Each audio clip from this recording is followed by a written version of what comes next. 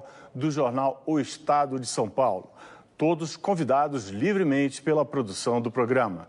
Somos supervisionados e caricaturados em tempo real pelo incorrigível cartunista Paulo Caruso. Boa noite, deputado. Muito obrigado por ter aceito o nosso convite. A primeira pergunta que eu costumo fazer a todos os pré-candidatos, e agora o senhor é candidato, que estiver aqui, é saber qual a obra e qual a realização que o senhor gostaria de ser lembrado na história, se eleito, como uma marca sua, ligada ao seu nome. Um redirecionamento do Brasil no tocante à sua política. Nós cansamos da esquerda. Queremos um Brasil liberal, que faça comércio com o mundo todo sem o viés ideológico, que respeite a família, bem como as crianças em sala de aula, que jogue pesado na questão da segurança pública para você exatamente proporcionar paz a todos, que você realmente implemente políticas que tire o Brasil dessa atual situação que se encontra. Valorize o homem do campo, jogue pesado contra o IMST e que tenha, se aprofunde o seu comércio, em especial com países melhores do que nós. Esse é o nosso sonho, a nossa vontade nessa batalha inicialmente. Agora, deputado, isso são ideias gerais para o seu governo. Eu gostaria de saber de uma obra, uma realização, como o Getúlio passou a história como autor da CLT, o Fernando Henrique como o Plano Real, como autor do Plano Real. Eu queria que o senhor dissesse um projeto, uma obra, uma realização que o senhor tem em mente, que gostaria que passasse para a história com o seu nome. Que a nossa economia realmente passasse a ser liberal. Esse é o nosso sonho. Vamos começar a nossa rodada aqui de perguntadores com a Maria Cristina Fernandes do Valor. Deputado, na votação do impeachment da ex-presidente Dilma Rousseff, o senhor fez uma homenagem ao coronel Carlos Alberto Brilhante Ustra. O coronel, como o senhor sabe, foi condenado no tribunal de segunda instância por tortura. Eu gostaria que o senhor definisse o que o senhor conhece por tortura, como o senhor definiria tortura e se o eleitor deve esperar que o senhor, eleito presidente da República, aceite a tortura como uma prática das forças policiais do Estado. Primeiro, de acordo com a nossa Constituição, ninguém poderá ser julgado, ninguém poderá ser declarado culpado sem uma sentença transitada em julgado. Isso não aconteceu no caso do coronel Carlos Alberto Brilhante Ustra. Nós abominamos a tortura. Tá? Agora, naquele momento, o mundo vivia, o Brasil em especial, um clima bastante complexo, a tal da Guerra Fria. Ou você pendia mais para os Estados Unidos ou mais para a União Soviética. E este pessoal que se diz torturado, alguns eu acho até que aconteceu alguma maldade com isso, mas em grande parte não. É uma política, uma forma de que eles usavam de dizer que eram torturados exatamente para conseguir indenizações, conseguir piedade por parte da população, conseguir votos e poder. Essa história não está bem contada na questão da tortura, porque só se lembra de um lado da história, o outro lado não. Se nós tivéssemos perdido a guerra naquele momento, hoje, com toda certeza, seríamos uma Cuba aqui nesses 8,5 milhões de quilômetros quadrados. Hoje, o Ministério Público Federal reabriu o caso Vladimir Herzog. O Brasil já foi condenado pela Corte Interamericana de Direitos Humanos por não ter punido a morte de Herzog. O senhor, como é que o senhor viu o Brasil sendo colocado novamente nessa questão, a exposição pública? Geralmente, esses órgãos têm um viés de esquerda. Vocês falam muito de Herzog, porque é um jornalista. Agora, o Regis Carvalho, por que não toca no assunto? Foi um jornalista, exatamente igual a Herzog. Vocês não tocam no assunto porque ele foi vitimado num carro-bomba patrocinado pela Ação Popular em 1966 no aeroporto de Guarapes, em Recife. E quem botou aquela bomba? A AP, Ação Popular, um dos integrantes da AP. Não vou dizer que estava lá. E o senhor José Serra. Vamos botar o José Serra no banco dos réus. Agora, isso daí eu acho que são feridas que não devem mais ser lembradas até, você pode até discutir, né? Mas não com esse teor todo, porque é um passado. Tivemos a lei da anistia. Os militares, inclusive, exigiram que ela fosse ampla, geral e restrita. Os polícias não queriam que ela fosse dessa forma, que fosse mais restritiva, exatamente para certas pessoas não voltarem para o Brasil e ter a proeminência que tiveram. Então, é uma história, passou, e vamos fazer tudo para que ela não volte a se repetir. Agora, para o outro lado. Já que tem gente do Globo aqui. Olha só, o editorial do Roberto Marinho, de 7 de outubro de 1984, publicado na capa do jornal Globo, diz lá o primeiro parágrafo: participamos da Revolução Democrática de 1964, identificados com os anseios nacionais de preservação das instituições democráticas, ameaçadas pela radicalização ideológica, distúrbios sociais, greves e corrupção generalizada. Será que o clima não está muito parecido com aquela época? Quem nos salvará? Muitas instituições já fizeram meia-culpa pela participação e pelo apoio ao golpe de 64, deputado. Primeiro que não foi golpe. Né? Golpe é quando alguém mete o pé na porta e tira aquele cidadão de lá, ou executa, ou faz uma maldade qualquer. Ele simplesmente deixou o Brasil. E quem declarou vago a cadeira do presidente na época foi o parlamento brasileiro. E tanto essa história ela é intrigante que há poucos anos, por iniciativa do PSOL, foi votado um projeto de decreto legislativo para anular a sessão de 2 de abril de 64, que cassou o presidente João Goulart. Então essa história tem que ser contada com todo. Quer ver? Um dos votos que foi por aclamação, né? Todos foram, né? Aclamação, foi do Ulisses Guimarães. O Ulisses Guimarães votou no dia 11 de abril de 74 em Castelo Branco para presidente. Eu te pergunto agora, devolvo aqui o seu questionamento, né? Tancredo Neves foi eleito de forma democrática ou não? Por favor, me responda. Colégio Eleitoral, que era... Me responda, por favor. Que era a Constituição, então, vocês não aceitariam, vocês não iam aceitar também Tancredo Neves. Assim como não aceito nenhum dos 5 militares. Então, vamos fazer justiça. Era a regra em vigor. A Constituição está em vigor. O que caracteriza, por exemplo, um regime ditatorial? O golpe era uma regra em vigor? Não, a regra em vigor era a eleição dos presidentes com aquela forma, pelo parlamento brasileiro. Tá? Você pode ver. Mas o que aquela eleição do Tancredo Neves tem a ver com o golpe de 64, deputado? Por supressão da mídia. O TV Globo nasceu em 65, a revista Veja nasceu em 68.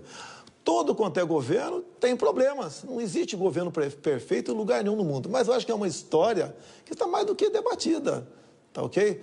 E é a minha opinião. Vamos passar para a Daniela. Eu, se fosse militar naquela época, teria feito a mesma coisa. Vamos passar para a Daniela, deputada. Eu vou ficar mais ou menos... Boa noite, deputado. Eu vou ficar mais ou menos no mesmo assunto, porque o senhor falou da lei da anistia.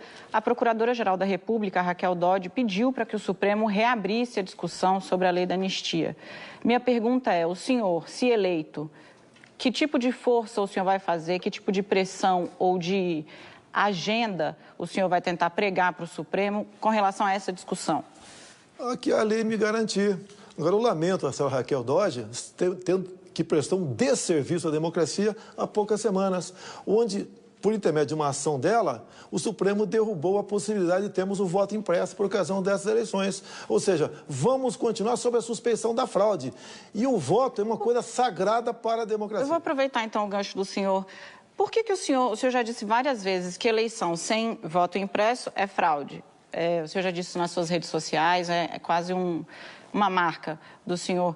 Por que o senhor, então, está se dispondo a participar de um processo que o senhor considera uma farsa? Olha, qual outro caminho eu tenho se não participar das eleições? Entregar para o PT ou o PSDB? Entregar para um dos dois? Eu vou estar na luta, de qualquer maneira. Pensava dessa maneira, mudei de ideia. Não, o senhor não pensava, o senhor disputa eleição, o senhor já disputou 7 eleições no Congresso.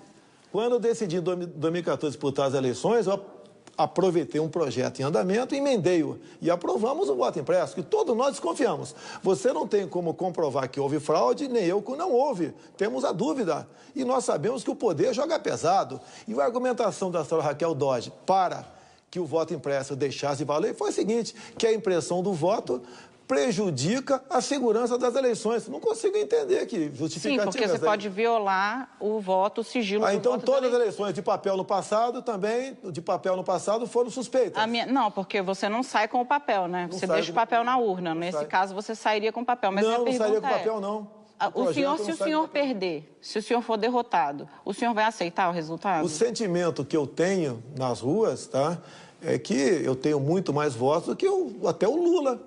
Eu sou recebido de uma forma completamente diferente que o Lula foi em suas caravanas, em qualquer lugar que eu vá, em qualquer canto do Brasil. Isso é uma realidade. A aceitação é enorme para com o meu nome.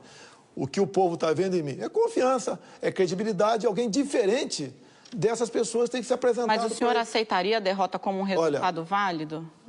As eleições, de qualquer forma, estarão sob suspeição. Vamos supor que eu venha ganhar no voto eletrônico. O outro lado vai arguir a suspeição. Dá tempo ainda de recuperar pelo menos aqueles 5% das sessões que teriam impressão do voto, que serviria como uma pesquisa.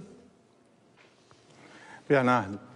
Deputado, boa noite. Boa noite. O senhor tem criticado a política tradicional, tem criticado a corrupção dos grandes partidos, mas o senhor passou muitos anos no PP do Paulo Maluf, o senhor passou anos no PTB do Roberto Jefferson e até recentemente o senhor era visto com muita frequência ao lado do deputado, ex-deputado agora preso, Eduardo Cunha. Queria lhe perguntar o seguinte, o eleitor deve acreditar no candidato que faz esse discurso de outsider ou no político que passou tanto tempo do lado de gente que está condenada por corrupção? Primeiro, raras vezes eu estive ao lado do Eduardo Cunha. Não é verdade? Não. Eu gostaria de ter estado mais vezes ao lado dele, inclusive. Agradeço a ele a aprovação do voto impresso. Quando você fala em Paulo Maluf, Roberto Jefferson, por ocasião da votação da ação penal 470, Mensalão, o senhor Joaquim Barbosa foi muito claro. Ele disse ali, trocando em outras palavras, né, que eu fui o único deputado da base aliada que não foi comprado pelo PT. O senhor Alberto Youssef, delator, também disse, tá, em delação premiada, em juízo, disse que eu fui um dos 3 deputados federais do PP que não foi buscar dinheiro na Petrobras. Eu fui o único deputado entre 1.428 candidatos que não aceitou doação de dinheiro da JBS Friboi. Então, não é porque eu estou naquele meio lá que eu sou corrupto, tenho essa intenção, ou não sou aquilo que na prática, eu represento. E o dinheiro da JBS que entrou para o senhor devolveu, depois o partido depositou exatamente a mesma quantia na sua conta. Sim. Olha só, em 2014... Muito claro que foi uma doação disfarçada, não? Calma. Eu te explico. Em 2014, você não podia doar para candidato. Você tinha que doar para o partido. A JBS, entre outras empreiteiras, doaram para vários partidos.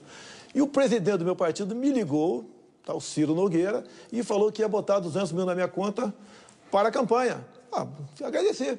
Ao longo de 4 anos, eu agreguei quase 3 milhões de reais, só que no mesmo dia, ou melhor, no dia seguinte, um assessor meu, que é o major da Polícia Militar de Brasília, Jorge Oliveira, ligou para mim e falou, olha, esse dinheiro que entrou na tua conta é da JBS Friboi, do partido. Então, eu devolvi para o partido o dinheiro em cheque.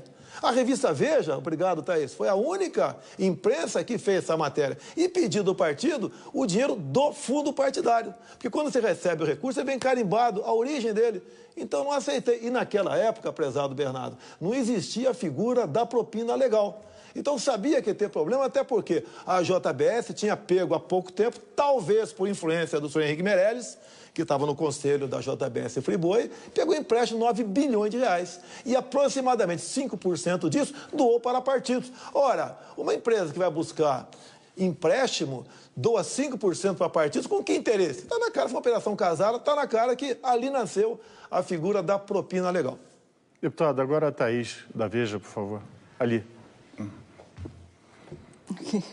Boa noite, deputado. Eu vou mudar um pouco o tema para economia. O senhor sempre que perguntado sobre o assunto, o senhor diz que não entende de economia e quem entende é o Paulo Guedes, um de seus coordenadores de campanha. Mas aí, caso o senhor seja eleito, o presidente será o senhor e não o Paulo Guedes, evidentemente. Será o ministro, provavelmente. Mas, e daí, se vocês brigarem e acabarem se divorciando, para usar uma metáfora que o senhor gosta de usar, como é que fica a política econômica? O senhor tem um plano B? Primeiro que eu duvido que poderá haver uma briga entre eu e o Paulo Guedes. Num primeiro momento, conversamos muito, tá? E eu acho que em alguma coisa eu o convenci. a parte da política. E ele, em grande parte, me influenciou no tocante à economia. Quantas vezes eu falei para ele, Paulo, tua proposta está maravilhosa, mas temos um filtro pela frente, chamado Câmara e Senado. E nós não queremos apresentar uma proposta que não vai ter chance de ser aprovada. Como, por exemplo, quando chegou essa primeira proposta da Previdência do Temer, né, / Meirelles, eu falei, não vai passar. E o Paulo Guedes falou, mas como? Tem que passar, Paulo, eu concordo contigo. Mas não vai passar por vários motivos. Entre outros, você está aí uma véspera de eleições. Tá? Outra coisa, quando você bota no papel os 65 logo de cara, de idade, a esquerda, como fez, usou, dizendo que todo mundo ia se aposentar só depois de morto. Por coincidência, eu estava no Piauí quando essa proposta chegou. E eu peguei um atlas ali do IBGE e vi que a expectativa de vida no Piauí é de 69 anos de idade. Então, dá para você aprovar a reforma da Previdência. Você tem que realmente aprovar a reforma da Previdência, não necessariamente essa aqui está aí. Você pode aprová-la paulatinamente. Agora, não haverá. Até porque o Paulo Guedes é meu posto Ipiranga, eu tenho vários postos Ipiranga. Também está aqui presente o general Heleno, é meu posto Ipiranga nas Forças Armadas. Mas deixa eu só continuar na economia também, é meu posto Ipiranga na questão do agronegócio. Tá certo. Só para completar essa pergunta, o senhor então admite, o senhor tem um perfil bastante diferente, é como se um casal tivesse, não é, personalidades opostas. O senhor era até pouco tempo estatista e o senhor Paulo Guedes, um liberal conhecido, notório, de Chicago. Então, as possibilidades de que surjam faíscas não são pequenas, né? Um casamento, o senhor sabe como é. Não é assim alguma coisa tão fácil de levar. Então, eu repito, o senhor tem um plano B, caso isso aconteça? Não tenho plano B nesse caso, não. Né? Você pode ver a minha fama de estatizante, porque eu votei contra o Plano Real. Sim, votei contra o Plano Real. Os governos vinham de vários planos, né? Vários planos, Cruzado, Collor, tinha tablitas, congelamento de preço, confio de poupança. Eu resolvi não votar favorável àquilo. Agora, por quê? Porque eu era, em 94, tá, que a MP, que criou a RV, é de 28 de fevereiro de 94.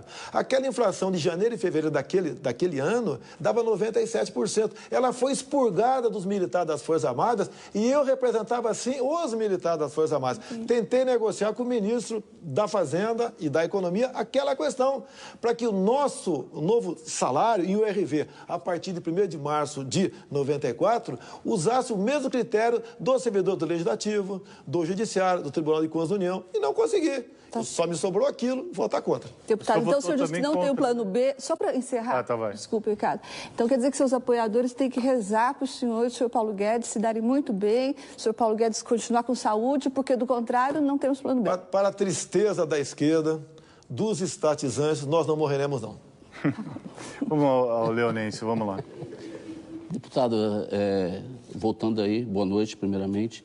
Voltando à questão da ditadura, tivemos na presidência da República, nesse período democrático, um homem que passou pelo exílio, o outro foi preso político, e teve até uma senhora que, oriunda da luta armada.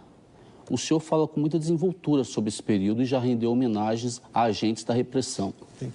Então, o senhor vai ter peito para abrir os arquivos e permitir que a sociedade tenha acesso aos arquivos da ditadura? Primeira coisa, a senhora é Dilma Rousseff, não é isso? Sim. Onde ela esteve na semana retrasada? Representando o Foro de São Paulo em Cuba, na democracia cubana. Vocês acham que essa senhora lutou por democracia? E o senhor vai abrir o arquivo? O primeiro marido dela, tá? Cláudio Galeno, está vivo ainda, mora no México. Ele sequestrou um avião com 96 a bordo e foi para qual país democrático? Foi para Cuba. O segundo marido dela, que acabou de morrer, morreu há pouco tempo, Carlos Araújo, ele contou tranquilamente, num programa de televisão, que durante a lua de mel com o Dilma Rousseff, fazia o quê? Para estimular o seu relacionamento, com toda certeza. Expropriava bancos, roubava armas em quartéis e roubava caminhões de carga na Baixada Fluminense. Está a herança dela aí. Hoje em dia, os caminhoneiros, né, os transportadores, arcam com prejuízo de R$1,5 bilhão de reais por ano, fruto de roubo de carga no Brasil. Você acha, com todo respeito, o prezado jornalista aqui, esse tipo de gente lutou por democracia? Você acha disso? Quando Fidel Castro morreu, eu estava lá chorando aos prantos no túmulo daquele homem que matou tanta gente. Você acha que eles lutaram por democracia de verdade? Então, se eleito, o senhor vai abrir os arquivos para a gente saber dessa história? Não tem mais arquivo nenhum. Tem sim, tá? Tem sim. Os centros de inteligência guardam os arquivos. Desconheço. A lei da anistia sepultou isso aí. E a esquerda? Então o senhor vai ter a mesma postura da Dilma Rousseff? Vai abrir seus arquivos também? O senhor vai ter a mesma postura dela de manter os arquivos fechados, então? Isso é uma ferida que tem que ser cicatrizada. Sem a sociedade saber do seu passado? Esquece isso aí, é daqui para frente. O povo está sofrendo com 14 milhões de desempregados, com 60 mil mortes por ano, violenta, com 50 mil mulheres estupradas. É daqui para frente, vamos tocar esse barco para frente. E eu tenho falado, se eu chegar lá, é daqui para frente. O passado é a justiça e a história, os historiadores. Agora, você acredita numa Comissão Nacional da Verdade? A senhora Dilma Rousseff indicou os 7 integrantes da mesa, todos, inclusive o senhor Pedro Dall'Ari, foi o último, né? Mas o senhor está fugindo da pergunta. Eu estou perguntando se o senhor vai abrir os arquivos. Nada, é daqui para frente. Não temos nada a esconder. Tá se não tivesse, abriria. Eu desconheço os arquivos. Os papéis já foram, com toda certeza, já sumiram. Candidato, não está guardado por aí, não. Candidato, o Herzog... Eles foram no Superior Tribunal Militar, pegaram tudo lá. Quando, em 2010, a Folha de São Paulo quis pegar o processo da Dilma Rousseff, né, através de um habeas data, o Lula pressionou o Superior Tribunal Militar e não foi entregue o processo da Dilma. Então o senhor vai agir com ele, então? Não, mas agora está aberto. Agora eu já consegui o processo da Dilma. Quando acabou, eu consegui o processo da Dilma. Está à tua disposição se você quiser. Candidato, não é o caso mais tratarmos desse assunto. Passou. Candidato, o Herzog foi prestar depoimento desarmado por livre e espontânea vontade e não voltou. Sim. Agora, o Comitê Interamericano, que é composto por juristas de vários países, não tem nada de esquerda, tem juristas renomados de vários países que compõem, chegou à conclusão que ele foi morto sob tortura. Quer dizer, o senhor não admite isso? Não foi um crime? Olha só. Suspeita-se de ter sido morto sob tortura, tendo em vista ter sido enforcado, parecer enforcado no 1,20 m de altura, aproximadamente, não é isso? Não, e outros indícios também. Já foi refeito, inclusive, atestado de óbito dele. Seria impossível alguém morrer enforcado, né, praticar o suicídio, 1,20 m de altura. Tem 2 operações da Polícia Federal recente aqui, tem poucos anos. A mais importante foi em Goiânia. Pegaram um cara que praticava o sequestro, sequestrava e mandava para fora do Brasil criança. Foi preso. Amanheceu enforcado num 1,5 m, num 1,20 m também numa cela. Mas será que também não houve olha só, por que para nós é execução e para ele, por outro lado, é suicídio? O senhor não poderia prestar um serviço ninguém sabe. Fazendo Na verdade, uma reavaliação? Pode dizer que foi ou não foi. Pode ter sido. Por que o senhor não acaba com essa história e abre os arquivos caso seja eleito, então? Você acha que existe um arquivo no tocante a isso? Eu não acho, eu tenho certeza. Alguém foi falar, não, nós demos pancada, né, quebramos de porrada ele... O senhor acha que as Forças Armadas vão destruir seus arquivos? O senhor acha mesmo? Os papéis têm um prazo de validade no nosso meio. Tá? Eu quero pegar os papéis do BNDES, esse sim, quero pegar para ver para onde esse pessoal da esquerda, do PT, Dilma, Lula, emprestaram dinheiro, doaram dinheiro para Fidel Castro, para Hugo Chávez, para Cristina Kirchner, para Angola, para Bolívia, isso eu quero saber. Isso o Brasil tem pressa e quer saber. O demais aconteceu, lamentavelmente aconteceu. Vamos para um rápido intervalo agora, voltamos já com o candidato pelo PSL à presidência da República, Jair Bolsonaro. Estaremos de volta em alguns minutos. Até.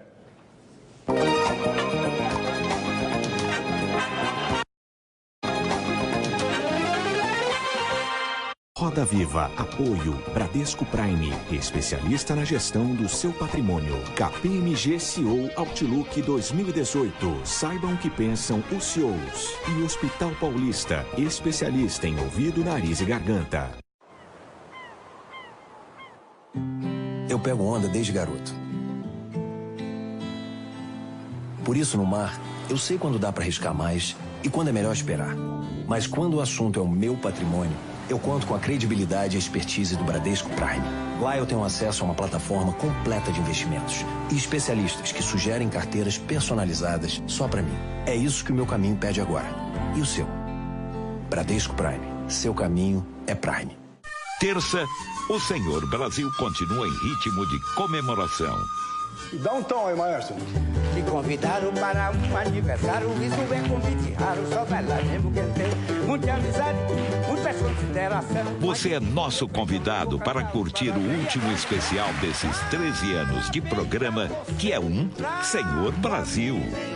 Senhor, caiu no laço,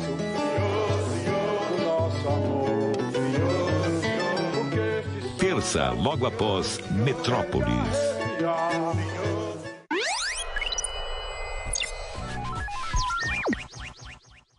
Você sabia que a FIA lançou o primeiro curso de MBA executivo do Brasil? Isso faz diferença. Você precisa conhecer a FIA. Kia Sorrento 2019. Um SUV pensado para agradar aos mais exigentes. No conforto do interior de 7 lugares. Na tecnologia de última geração. Na performance do motor 2.4. E o melhor, agora com R$7 mil de bônus. De 166.990 por R$159.990. Kia Sorrento 2019. Tecnologia e conforto muito além da imaginação.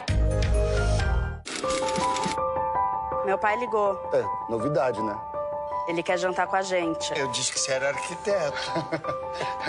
eu faço, entre outras coisas, né? Um emprego desse vai trazer segurança, estabilidade. E eu amo ser treinador de basquete. Assim como eu amo ser sócio nos games. Assim como eu gosto muito de ser sócio no depósito de orgânicos. Parece que vocês não têm foco. Ao contrário, eu sou multifocal.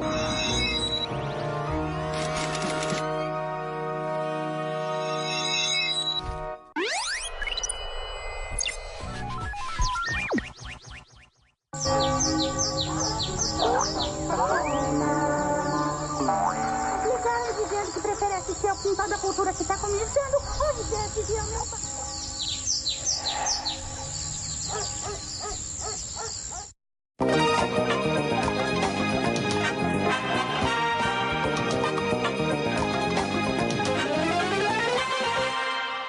Estamos de volta ao vivo com o candidato Jair Bolsonaro. Vamos ver agora a pergunta do Frei Davi, coordenador da organização não governamental Educafro. Candidato, pesquisas das universidades revelam que os cotistas brancos, negros e indígenas estão com notas iguais ou superiores à alta classe média que não usou a cota. Candidata, caso eleito, como o senhor pensa em otimizar essa fantástica política de ação afirmativa no Brasil? É fantástica para ele, para mim não. Eu até perguntaria, se eu pudesse perguntar, né, para ele. A minha filha, é justo entrar na faculdade por cota? Eu acho que não, né? Mas o meu sogro é o Paulo Negão. Eu estava na Paraíba com o Julian Lemos, está nos acompanhando aqui. E essa questão foi debatida lá numa palestra. E eu falei o seguinte, imagine 2 homens, né, pais, um afrodescendente e um paraibano. Um trabalho humilde, ambos trabalham no pilotismo de um prédio, são porteiros. E os filhos deles prestam um concurso. O filho do paraibano tira 9 e não entra na universidade. O do afrodescendente tira 5 e entra. Isso é justo? Será que o paraibano é um sofrido também? Vamos querer inventar cota para nordestinos? Isso é questão de mérito, competência. Se eles podem ser tão bons no ensino superior, que acredito que sejam bons, por que não estudam no ensino básico aqui atrás, né, para que tenham a melhor base e sigam carreira numa situação de igualdade? Porque essa polícia nos dividia no Brasil, de brancos e negros, de homens e mulheres, nordestinos e sulistas, homossexuais. O que o senhor propõe para resgatar a dívida da escravidão, deputado? Mas que dívida? Eu nunca escravizei ninguém na minha vida. Não, o senhor não, mas o país escravizou. Olha só. Se for ver a história realmente, o português nem pisava na África, eram os próprios negros que entregavam os escravos no... Não, pisava, pelo amor de Deus. Mas isso aí era uma briga. Quem perdia a guerra... Os portugueses é que faziam o tráfico. Faziam tráfico. Os ingleses faziam tráfico e traziam para cá. Na costa também. Era entregue pelos próprios negros. Mas eles pagavam. Pelo amor de Deus. Pagavam para isso. Que dívida é essa? É uma Nós dívida temos hoje em histórica. dia, eu acho que misturado no Brasil, né? Os Estados Unidos pagou essa dívida, vem pagando. Mas que dívida é essa, meu Deus do céu? Os Estados Unidos fazem isso. Pergunto para você, já que o Frei não está aqui. É justo a minha filha ser cotista? Depende se ela for pobre. Não fala aí. Não, mas tem cota para pobre, cota para negro e para índio. Vamos, olha só. Um negro não é melhor do que eu e nem eu sou melhor do que o negro. Na Academia Militar das Agulhas Negras, vários negros se formaram comigo. Alguns abaixo de mim, outros acima de mim, sem problema nenhum. Por que cotas? Por que nos resumindo, então, o senhor vai terminar com as cotas? Não. Olha, eu não posso falar que vou terminar, porque depende do parlamento. Pelo menos diminuir o percentual. Vai propor? Propor, quem sabe, a diminuição do percentual. Você pode ver, abriu-se cota agora também para, não é apenas para a universidade, para concurso público também, 20%. Você pode ver, imagine um concurso para 100 pessoas, 100 vagas. Os 80 primeiros vão em frente. Os 20 depois só tem que ser afrodescendente. Se o 20º for o 300º, você vai ter 220 o universo de pessoas, onde 20 serão negros. Então, 200 brancos que ficarão deixados para trás. A grande maioria tão pobre e sofrido como os afrodescendentes. Como é que você acha que fica o coração, o sentimento dessas pessoas, vendo que tiraram uma nota maior, mas foi reservada uma cota para afrodescendente? Pelo amor de Deus, vamos acabar com essa divisão no Brasil. Porque só esse ponto ainda, já que o senhor discorda de qualquer privilégio, eu queria saber como é que o senhor vê hoje uma reforma da Previdência que o senhor já disse ser favorável, como ela deveria abordar a questão dos policiais. 96% dos policiais, segundo o IPEA, se aposentam antes dos 50 anos de idade. Então, o que eu gostaria de saber é que, e muitos desses PMs, quando chegam a coronel, eles têm o teto de governador. O coronel da PM tem um teto de governador. Só aqui em São Paulo, há 1.800 coronéis da PM na reserva e 60 na ativa. O que eu queria saber é, os policiais serão incluídos na reforma da Previdência que o senhor pretende propor, se eleito? Eu ouvi o senhor Geraldo Alckmin tocando nesse assunto. Até parece que ele não governou o Estado por tanto tempo. Agora que ele é candidato, ele toca no assunto. Ele já foi corrigido, não existe mais. No passado, o policial, em especial os coronéis, incorporava uma gratificação de gabinete. Não existe mais isso aí, acabou isso aí. Outra coisa, na primeira proposta do Temer, da reforma da Previdência, vinha o policial também com 65 anos de idade. Eu te pergunto, ele vai estar do lado dele com um fuzil ou com uma muleta? E outra coisa, pega a expectativa de vida do policial militar do Rio de Janeiro, do Brasil todo, mas pega do Rio de Janeiro, onde mais se matam policiais, está muitíssimo abaixo de 60 anos de idade. Há uma diferença. A questão das Forças Armadas, você poderia até perguntar, também é diferente. Você pode modificar, alterar, propor correções para todas as categorias. Mas vamos olhar... Então, o senhor vai manter os privilégios dos policiais? Não é privilégio. Não é privilégio. Tá? Nós, militares, temos hora para chegar, não temos para sair. Nós não temos fundo de garantia, não temos hora extra. Não temos direito a fazer greve. Imagina o policial fazendo greve. O que aconteceria no tocante à segurança? Mas fizeram o show... Ou integrante das Forças Armadas fazendo greve. Como é que seria a situação? São pessoas, categorias diferentes. Deputado, vamos ali na Thaís, que a Thaís Era só para retomar aquele assunto que não foi terminado. Eu queria só lembrar que, apesar das suas negativas, hoje mesmo o jornal suíço, o Tribune de Geneve, disse que o senhor chamou o senhor de homofóbico, misógino e racista. E disse que o senhor chamou o senhor de o Trump brasileiro. Sabemos que o Trump é para o senhor alguém que o senhor admira, e eu gostaria de saber o que o senhor tem, na sua opinião, em comum com o presidente americano e no que o senhor difere dele. Olha só, primeiro, se eu sou racista, eu tinha que estar preso. Eu não tenho imunidade. Se eu ofender um afrodescendente agora, impedir de entrar no elevador, tá? Isso é crime de racismo, tem que ser preso mesmo sendo deputado federal. O senhor já foi denunciado criminalmente, deputado. São calúnias, isso aí, nada mais além disso, calúnias, como uma questão de homofóbico. A minha briga é contra o material escolar. Você sabe, Thaís, se eu sou homossexual ou não? Você não sabe, nem eu sei se você é, também, ou aqui também, não sei, não interessa para nós.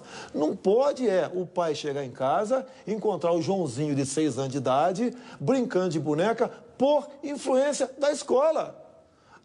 Por que eu sou misógino? Por que eu não gosto de mulher? Essa é a imagem que o jornal suíço tem do senhor. Mas a imprensa quase toda de esquerda no mundo, o Trump sofreu muito com isso, são os fake news. Então, sobre o Trump brasileiro, o que o senhor Trump, diria? O que o Trump sofreu durante a campanha dele, as prévias, eu já vinha sofrendo há 3 anos aqui na mídia brasileira, tá?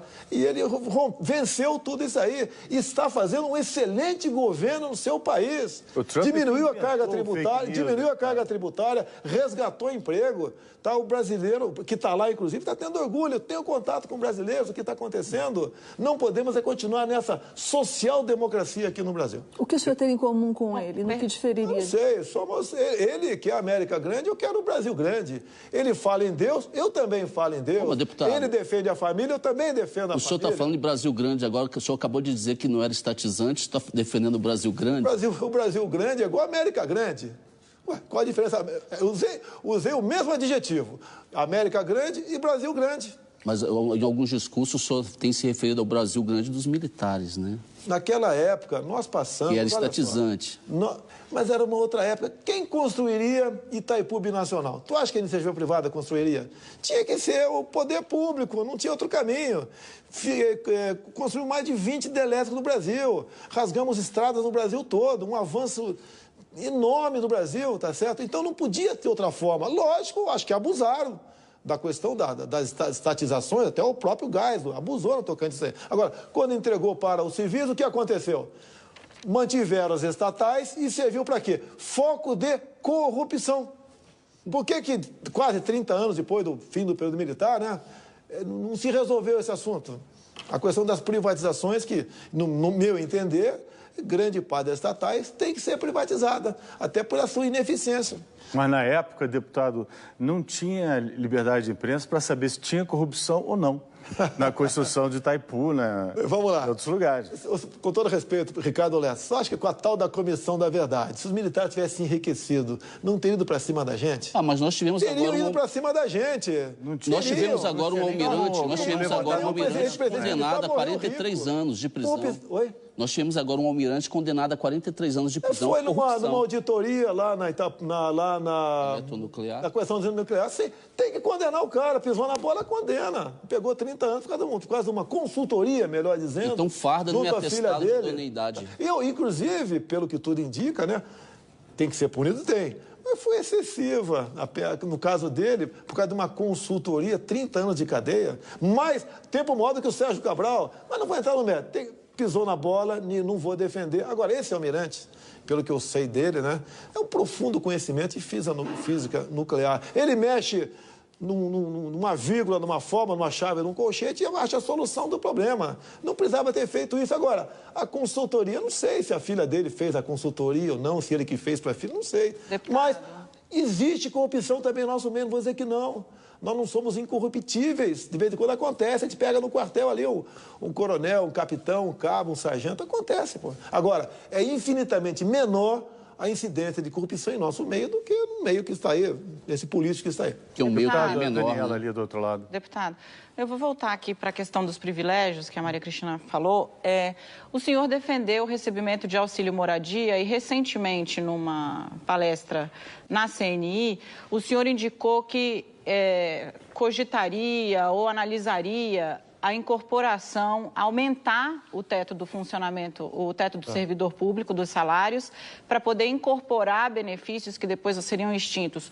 Hoje, o senhor postou um vídeo do Paulo Guedes, economista Paulo Guedes, seu futuro ministro da Fazenda já anunciado, o senhor disse, se vencer a eleição, em que ele critica pesadamente tanto o tamanho da folha de pagamento, quanto o custo que essa folha tem para a Previdência. É um vídeo longo, o senhor postou, imagino que o senhor tenha visto. Onde é que está aí qual é a... Explorando até uma questão que a Thaís colocou, onde está a coerência? É o senhor que acha que dá para incorporar um privilégio para tentar suprir, digamos, a categoria que está no 1% mais rico da população, que são esses servidores que ganham muito dinheiro? Eu tenho que buscar o consenso em alguma coisa. Se for no ferro e fogo, não vou chegar a lugar nenhum.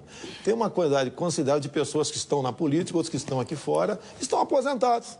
Ganham 20 mil por mês. É uma baita da aposentadoria, ninguém vai discutir. Se ele for para dentro do Congresso, pela legislação que está aí, ele teria que ter uma limada no extrateto dele. Tá? Agora, então ele vai ganhar, por exemplo, 13 mil por mês. Vai ganhar a mesma coisa que um garoto que entrou lá agora e está ganhando 33. Então, nessa questão, eu falei, quem sabe um extrateto de até 50% no máximo, tendo em vista ele levar uma outra aposentadoria. Você não pode privar uma pessoa de 60, 70 anos de idade, caso queira ser parlamentar, eu sei que ele está sendo voluntário para isso, e honrar todas as suas despesas, tá? Com a sua aposentadoria que ele construiu ao longo de 35, 40 anos. Privilégios do parlamento. O senhor... Tem bastante. Exato. O senhor acha que algum deveria, os deputados, os senadores deveriam abrir mão de alguma coisa? Olha, se eu falar deveria, você pode perguntar por que eu não abri mão. Exato. Você pode ver, o ano passado, nós parlamentares recebemos uma verba anual para movimentar o gabinete. O pessoal do Rio de Janeiro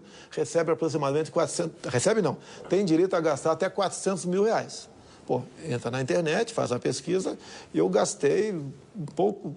Devolvi? Não gastei quase 200 mil reais. Eu economizei quase 200 mil. A Folha fez uma reportagem, o senhor ficou... falou bastante sobre isso na internet, um pouco irritado. Eu vou retomar aqui, aí o senhor pode explicar novamente. Mas o senhor recebeu auxílio moradia... Tendo um imóvel, sim. Esse dinheiro, por exemplo, não é um dinheiro que o senhor poderia não ter usado? Olha só, se o senhor tem a sua casa, não só a sua casa, o senhor tem vários imóveis. O que diz a legislação da Câmara, tá certo? Você pode morar num imóvel funcional, um apartamento de 200 metros quadrados mais ou menos, e não recebe auxílio moradia.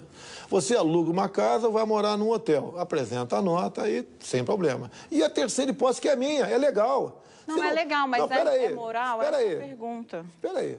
Eu te pergunto, você recebe com pessoa física ou pessoa jurídica? Eu sou... Não. O jornalista recebe como ré com pessoa jurídica. Não é o meu caso. Tudo pode ser o teu caso. Mas é imoral para vocês da imprensa também. É imoral também, no mesmo raciocínio. Vocês pagam menos de imposto de renda. Você não paga 27,5%, paga 10% de imposto de renda. Mas isso está na lei, não. Mas imagina. Está na lei? O meu também está na lei. Eu recebo, eu pago 27,5%. Olha só, eu receber um salário. Eu não estou questionando o valor do salário do senhor. Só um minuto. Um jornalista receber um salário por um serviço prestado como pessoa jurídica, ok.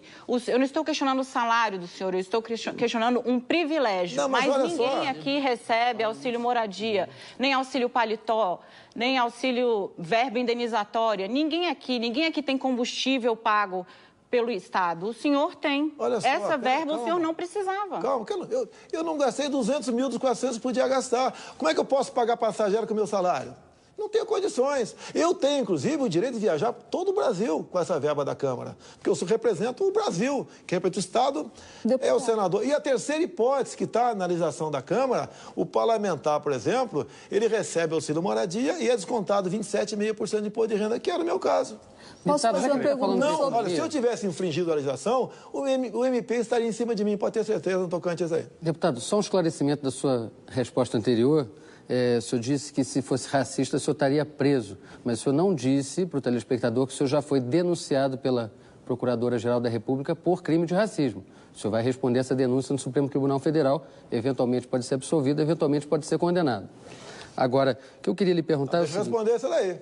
Pois não. A denúncia lá, acima de mim, se você mandar uma cartinha para o MP, falando qualquer coisa, vão me investigar. Eu sou um cara de... Eu não tenho imunidade parlamentar. Você acha que a PGR denuncia qualquer pessoa da minha parte, uma cartinha? Qualquer carta anônima. Eu já respondi processo por carta anônima junto ao Supremo Tribunal Federal. O senhor falou, o senhor ofendeu os quilombolas. Tá? Quem ofendia? Você já foi num quilombola? Duvido. Eu sou candidato. Eu fui lá, a pessoa que eu me referi, conheço a pessoa, ela com toda certeza, se esse processo for avante, vai testemunhar a meu favor. Poxa, me referi a um cara assim que ele pesava 8 arroba, falei isso. Pode ser minha equipe. Exagerei? Pode ter exagerado, mas eu costumo fazer esse tipo de brincadeira. Com qualquer um e fazem comigo também. Agora, eu não vi maldade nisso. Isso não é o racismo, você impedir um afrodescendente de fazer alguma coisa. Você não promover, o capitão não promover um negro, por exemplo, a cabo, só porque... Isso que é racismo. Você acha que a ofensa não é racismo? Não, isso não é racismo. Isso que a senhora Raquel Dodge entregou não é racismo. É a mesma coisa da questão que eu recebo de... uma bola mais leve pesava não sei quantas arrobas, né, que é uma medida que se usa para... Então vamos revogar. Eu podia falar 1/8 de tonelada também. Qual o problema? Na brincadeira. Se você vê meu semblante, brincando. Brincadeira. Pode ser uma brincadeira infeliz? Pode, mas isso não é racismo, pelo amor de Deus. Deputado, o senhor não me deixou concluir a pergunta. Eu queria saber o seguinte. O senhor está no 7º mandato de deputado federal. Sim. O senhor, durante esse tempo todo, desempenhou suas funções de parlamentar. Uma das mais importantes é votar o orçamento, fiscalizar o uso do dinheiro público pelo governo federal. Agora, quando o senhor se apresenta como candidato, o senhor diz que não entende nada de economia, que vai passar no posto Ipiranga para saber o que deve decidir, o que deve assinar. Nesses 28 anos, o senhor nunca se preocupou em se preparar para um assunto tão importante que interferia no seu mandato? Eu nunca integrei a comissão de orçamento da Câmara. Nós são 20 e poucas comissões. Nunca passou assim como nunca integrei a comissão de saúde, então não posso ser presidente também, que tem que indicar o ministro da saúde. Tá? Nunca integrei a maioria das comissões na Câmara. Lá é um mundo, a Câmara, você não pode fazer tudo. Agora, você fala em fiscalizar, a última CPI que funcionou na Câmara tem mais de 20 anos, nada mais funciona na Câmara. A última CPI que funcionou na Câmara pegou o seu aliado, Eduardo Cunha, numa mentira, e depois ele foi cassado. Porque o senhor, baseado no quê? Diversas vezes, esteve ao lado dele. Mas ao lado todos dele nós Congresso, com o Eduardo em culto Cunha. Evangélico, em palanque, é só procurar. Sim. Quem está nos assistindo pode procurar. Eu não sabia que ele tinha problemas, ora. Tá o seu nome e o nome dele. Mas eu não sabia que ele tinha problemas. Você não sabia? Lógico que eu não sabia. Como é que eu sei daqueles negócios dele? Até a própria Polícia Federal, o MP, o Maluf, o senhor também não sabia? É uma maratona. O Maluf, o senhor também não sabia? Olha, o que eu sabia do Maluf era acusado de corrupção o tempo todo. O que eu devia fazer? Eu estou no plenário, sentado e sendo do meu lado, deve me levantar e ir embora? O senhor era do partido dele, mas qual o problema? Olha, quer que eu repita? Eu vou repetir aqui. Joaquim Barbosa. O único deputado que não foi comprado pelo PT foi o senhor Jair Bolsonaro. Você não ouviu? Quer que eu repita também o Youssef? Youssef, repetir para você. Eu vou repetir para você. O Youssef falou. Olha só, inclusive o Youssef falou, olha só, que 3 deputados do PP não pegaram dinheiro na Petrobras. Ana Amélia, Jair Bolsonaro e Paulo Maluf. Ana Amélia é senadora, deputado. Na época, 3 parlamentares não pegaram. Corrigiu? Está corrigido? Deputado, posso continuar no Congresso? Lembrando uma frase que o senhor disse sobre o Congresso. O senhor disse o seguinte, que se fosse eleito presidente, fecharia o Congresso. Esse país não vai mudar pelo voto. Infelizmente, só uma guerra civil. Tem de fazer o que o regime não fez, fechar o Congresso e matar uns 30 mil. Se vão morrer alguns inocentes, tudo bem. Isso o senhor disse em 1999, o senhor tinha 44 anos, o senhor estava no 3º mandato como deputado. Hoje o senhor tem 63 anos, o senhor é candidato a presidente da República. E o senhor disse algumas coisas, como, por exemplo, que o senhor pretende dobrar o número de ministros no STF. Deixa eu responder devagar. Mas é que uma coisa tem a ver com a outra. Eu vou responder. Vai 10 minutos para responder. Tá bom. Tá ok? Se quer deixar. Olha, quem nunca se indignou com o parlamento brasileiro? Eu queria perguntar para o senhor, se o senhor... Porque hoje o jurista Miguel Reale, que assinou o pedido de impeachment da ex-presidente Dilma junto com a sua provável vice, disse que o senhor... que há uma contradição do senhor com a democracia. Por tudo isso que o senhor disse no passado e especialmente por isso que o senhor disse a respeito do STF. Por isso que eu queria fazer a pergunta inteira. Tem 20 anos que eu falei isso. O senhor se considera um democrata? Sim, tem 20 anos que eu falei isso. Sim. A gente não evolui, não? Evolui, mas o senhor mudou bastante de ideia. Agora, olha só, eu cheguei em 91 na Câmara, Thaís. Olha o tempo. Eu participei da luta armada no Vado Ribeira, na caça do Lamarca, que havia executado o tenente Alberto Mendes Júnior, da então Força Pública, em cárcere privada. Esse grupo do Lamarca era o mesmo grupo da Dilma Rousseff. Eu era um elemento marcado quando eu cheguei em Brasília. E teve muita pancadaria lá. E quantas vezes eu respondi, tá, de forma violenta, como eu respondi. Matar 30 mil foi tocante a um caso com o Fernando Henrique Cardoso. Mas o senhor muda de ideia, deputado. O senhor votou no Lula em 2006, por exemplo. 2006? 2002. Era ele e o José Serra. O senhor já elogiou o regime do Hugo Chávez, por exemplo, em 99. Depois o senhor disse que queria ser visto da Aécio. Não, nunca disse isso. Nunca disse isso. Só foi São Paulo inventou isso daí. Não foi, não? Eu não tinha força para ser vice dele. O senhor disse até seria uma grande honra. Eu era um ilustre desconhecido do baixo clero. Hugo Chávez foi em 99. Ele falava contra a ditadura cubana. Ele elogiava os Estados Unidos. Então, mas e depois mudou de ideia. O senhor não acha que o seu eleitor tem direito de falar, mas ele muda muito de ideia, radicalmente. Não. Quem mudou foi o Hugo Chávez, não foi eu.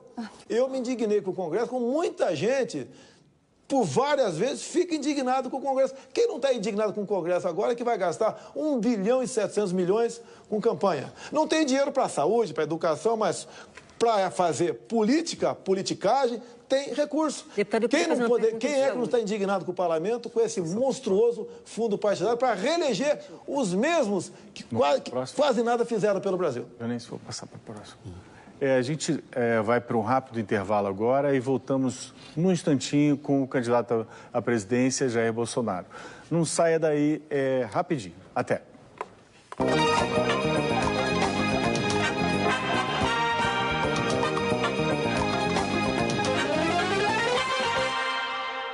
Roda Viva, apoio Bradesco Prime, especialista na gestão do seu patrimônio. KPMG CEO Outlook 2018. Saibam o que pensam o CEO. Garganta. Eu pego onda desde garoto. Por isso, no mar, eu sei quando dá para arriscar mais e quando é melhor esperar. Mas quando o assunto é o meu patrimônio, eu conto com a credibilidade e a expertise do Bradesco Prime. Lá eu tenho acesso a uma plataforma completa de investimentos e especialistas que sugerem carteiras personalizadas só para mim. É isso que o meu caminho pede agora. E o seu?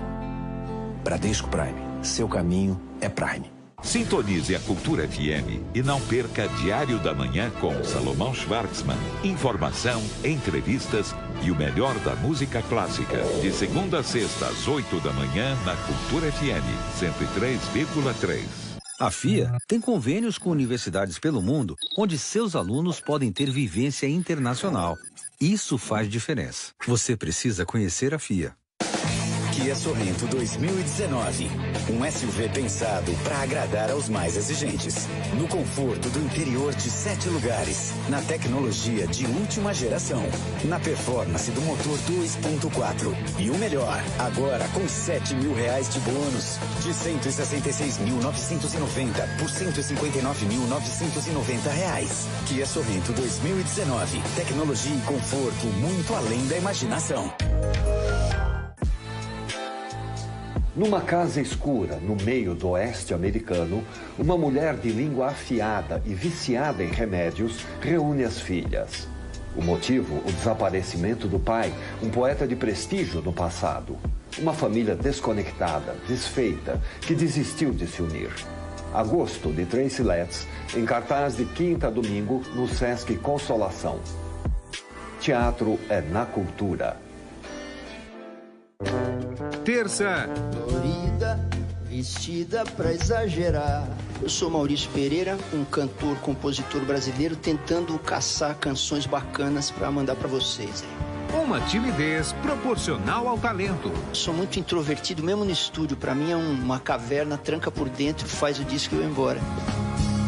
Dores na carcaça, quando se vê tudo isso passa.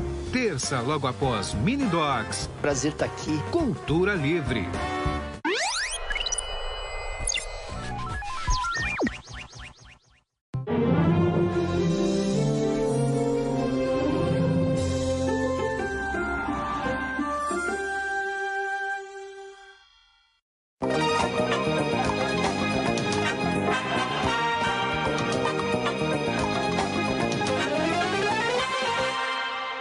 Estamos de volta ao vivo para o terceiro bloco da entrevista com o candidato do PSL à presidência da República, Jair Bolsonaro. Vamos agora a uma pergunta do diretor de Inovação e Articulação do Instituto Ayrton Senna, Mozar Neves Ramos.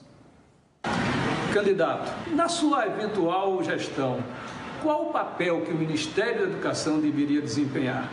E mais, nessa mesma direção, as universidades, o ensino superior público federal, deveria estar no Ministério da Educação ou no Ministério de Ciência e Tecnologia? Eu tive há pouco numa viagem junto com o Onyx Lorenzoni, no Japão, Coreia do Sul e Taiwan, até para olhar a questão de pesquisa, de inovação, tá? E para trazer algum ensinamento para cá. Nós somos carentes nessa área. Nós não temos pesquisa no Brasil, coisa rara. O que nós temos que fazer é inverter a pirâmide educacional, aplicar mais no ensino fundamental, até para acabar com a história de cota no Brasil, dar condições na base para todo mundo. A comunidade científica, por exemplo, está no segundo plano aqui no Brasil. Tá? E eu acho que não interessa onde vai ficar essa parte, né? Ela tem que ter uma pessoa isenta e com conhecimento de causa para levar essa política avante. Qual o grande problema do Brasil? São as indicações políticas, né? É uma área que interessa, ciência e tecnologia. Quem é o nosso ministro de Ciência e Tecnologia? Não é uma pessoa conhecida nesse setor. Temos que botar alguém lá que realmente tenha conhecimento dessa questão. E quando eu fui aqui na Mackenzie, em São Paulo, eu fui ver a pesquisa do grafeno. Tá? Inclusive, levei pancada da imprensa, né? Gastou dinheiro da Câmara para fazer campanha na Mackenzie. Eu não falei com 2 pesquisadores, a mais nada além disso daí. Mas nós temos que investir, sim. Não é só investir apenas, dar meios para que o pesquisador possa exercer seu trabalho. Você pode ver, se você quiser, por exemplo, entrar na área da biodiversidade, você tem uma dificuldade enorme. Agora, está cheio de gente roubando a nossa biodiversidade na região amazônica. Não sei se entendi a pergunta dele, mas eu acho que ele quer liberdade para poder trabalhar e que essa pasta, né, que interessa esteja no ministério mais adequado para que nós tenhamos um ganho nessa área realmente. O senhor já tem um candidato a ministro da Ciência? Olha, eu tenho conversado com o astronauta Marcos Pontes. Ele quer colaborar, não necessariamente como ministro. Eu acho que a bagagem dele, os astronautas são bem tratados no mundo todo como heróis nacionais, né? É o único astronauta do Hemisfério Sul. Ele continua na NASA e é uma pessoa que está com muito gás, está com muita vontade. Eu acho que é uma pessoa certa, se não como ministro, colaborando no Ministério da Ciência e Tecnologia. Deputado, o senhor fez greve no Exército, vez ou outra, quando tem motim de PM, o senhor sempre está perto e o senhor sempre está aumentando os seus números de seguidores no Facebook, no Twitter, por causa desses motins. Agora teve greve de caminhoneiro, o senhor participou, quer dizer, deu apoio, né? Qual é a ordem que está na bandeira do ex-capitão do Exército? Greve no Exército, eu amotinado. Pode ter certeza, se eu tivesse feito isso, é mais do que uma cadeia, que isso não é transgressão disciplinar, isso é crime militar. Com toda certeza, o Superior Tribunal Militar teria me excluído. Então, não procede essa afirmação. No tocante aos caminhoneiros, eu não fui na pista. Você não me viu nem um dia na pista. Mas nas redes sociais, há 2 anos antes, lá, né? Olha só, há 2 anos antes do problema, eu estava acompanhando os caminhoneiros. Os problemas dele. Problema de eixo levantado, um absurdo cobrar pedágio de eixo levantado, tá? É a questão da indústria da multagem, que não é só para caminhoneiro, não. É uma praga para todo mundo. É uma máfia, a indústria da multa. Questão de estradas, roubo de cargas, tá? E eles tinham esses problemas e o governo dizer que foi pego de calças curtas, não. Eu os apoiei no primeiro momento. Alguns dias depois, eu fiz uma nova comunicado a eles e pedi para que encerrassem, porque o Brasil ia quebrar. Ia quebrar para todo mundo, e não queremos isso. Mas metade deles me criticaram, outra metade concordaram, o movimento acabou depois, tem sequelas até hoje ainda, mas o que falta aos governos, né? É a capacidade para se antecipar a problemas. Isso é latente em qualquer governo. Porque o governo que não tem... os motins das polícias? Olha, fizeram, eu não participei de nenhum. Você não me viu, você não tem uma troca de mensagem minha com nenhuma pessoa. Mas botou vídeo no Facebook, teve mais de 1 milhão de curtidas. De qual greve, qual motivo? Em fevereiro do ano passado, na greve da Polícia Militar do Espírito Santo. Me mostre, eu dizendo que eles têm que permanecer nos quartéis. Não existe esse vídeo. Dando apoio, inclusive dando apoio ao capitão Assunção. O capitão Assunção foi meu amigo quanto parlamentar. Que era o líder da greve. Não sei a condição dele que estava fazendo. Eu não tive qualquer contato com ele. Grampos telefones foram feitos. Eu teria o meu identificado se tivesse feito qualquer ligação para ele. O capitão Assunção é extremamente responsável pelo que ele faz. Tá certo? Agora, não me acusa daquilo que não fiz. Da minha bandeira é ordem e progresso. Nunca participei de greve, motim ou apoiei a motinada. Mas essa ordem tem muita confusão, não, deputado? Tem muita confusão nessa ordem do senhor. Por que cita o meu nome sempre? Reparou que eu estou em todas? Sim, porque o senhor que vai nas redes sociais defender esses movimentos. Não defendi redes sociais, não procede. Sim, essa greve do Espírito Santo o senhor defendeu. Não procede. Deputado, o Brasil tem uma carga tributária de 33% do PIB. E o senhor tem dito que quer reduzir essa carga tributária. Agora, eu queria saber, porque o senhor sempre diz que não é obrigado a entender de educação, de saúde e economia no detalhe. Mas o Brasil voltou a conviver com febre amarela. Era uma doença que estava erradicada das cidades desde 1942.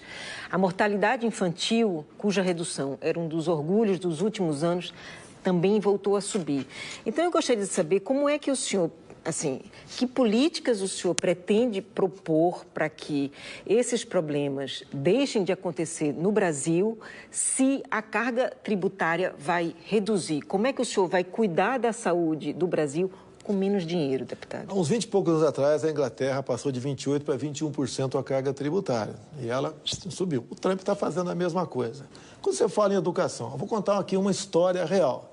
O senhor Antônio Hermílio de Moraes foi entrevistado em 2009. Sim. E a repórter perguntou para ele.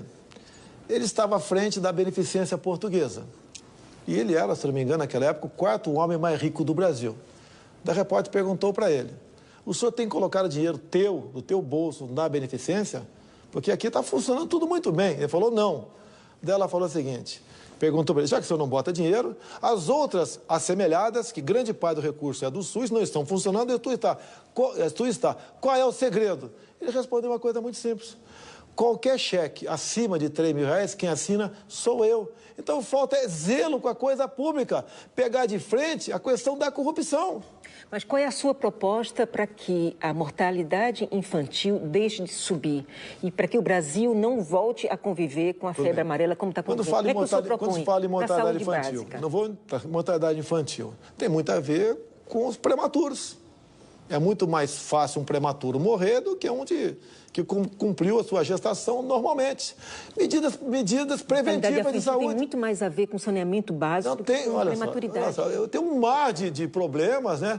Tem a ver a questão com o passado daquela pessoa, sanitário dela, tem um montão de coisa. A alimentação da mãe tem um montão de coisa. Estou citando aqui um exemplo apenas, que eu tive com um parlamentar, que é da área de saúde, tá, ok? O Mandetta, de Mato Grosso do Sul, que falou que aplicou lá em Mato Grosso do Sul e deu certo na questão dos prematuros. Você, inclusive, acaba economizando. Há muita gestante não dá bola para a sua saúde bucal, ou não faz os exames do seu sistema urinário com frequência. Então, certos problemas advêm disso e a possibilidade, e cada prematuro, por dia, gasta uma TI em torno de R$4.000. Sobra dinheiro para outras coisas. É para jogar na prevenção. Agora, eu vou dar a missão, e nem preciso falar que vou dar a missão, né? Quem for para o Ministério da Saúde, ele tem que realmente cuidar da saúde e não da doença prioritariamente. Deputado, como você vai fazer isso reduzindo sobre a sua... Não, olha só, se você reduzir, o que acontece? Não só a Inglaterra, você vai conjugar isso daí também, com desburocratização, desregulamentação, que é o inferno a vida de quem quer empreender no Brasil. Quem está em sã consciência, quem quer ser patrão no Brasil? Em sã consciência. Eu estou falando de saúde, deputado. Não, mas espera, você fala economia. Como é que vai reduzir impostos e vai atender a economia? Eu estou falando Mas a economia, se você, por exemplo, aumentar o número de empregos no Brasil, a tendência de alguém procurar hospital diminui. Deputado, vamos por ali para a Thaís, que ela tem uma pergunta sobre a sua especialidade. O senhor falou recentemente numa reunião num banco de investimentos, falando especificamente sobre aquela situação dos 200 traficantes que fugiram da Rocinha. Aí o senhor disse... Não, o da Rocinha foi da primeira UPP lá na... Faz de conta que foi a Rocinha, vai. Foi a Rocinha. Aí o senhor disse que se o caso estivesse nas suas mãos, que o senhor usaria o seguinte método, que o senhor distribuiria panfletos por helicópteros, dizendo que os bandidos se rendessem em 6 horas. E caso eles não se rendessem em 6 horas, aí o senhor me mandava metralhar tudo. E o senhor disse que um caso como esse não aconteceria mais se o senhor fosse presidente. Gostaria de saber como o senhor pretende resolver casos como esse. Vamos lá. Eu fui entrevistado pelo professor Augusto Nunes, tá? E tinham mais de 2.000 homens e mulheres do mercado. E esse assunto, mais ou menos, foi tratado dessa forma. No domingo, e foi uma terça-feira, num domingo lá no Jardim, contou essa história que você contou aí.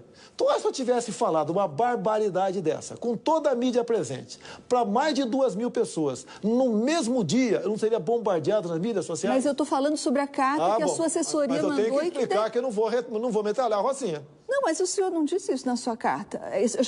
Eu já estou falando sobre a réplica que o senhor mandou para o Jardim. Bom, tá, tudo bem. Olha só, o que acontece? Lá na Rocinha, o pessoal fugiu para o alto do morro, longe da população. Como no primeiro UPP do Alemão, o pessoal fugiu também. Você tinha que segurar esse pessoal. Você não pode deixar esse pessoal continuar a sua vida de criminalidade, né? Estuprando, matando, sequestrando, assaltando. Você não pode fazer. Bandido é bandido. Mas metralhar a Rocinha era uma expressão... Nunca falei metralhar a Rocinha. Mas o senhor não eu nunca falei. Se eu tivesse falado na terça-feira, mesmo seria bombardeado na mídia. Agora, e no dia seguinte, nos jornais, o Lauro Jardim botou no outro domingo essa mentira. Não, o que o senhor disse para o Lauro Jardim, disse para fazer justiça ao Lauro Jardim, deputado.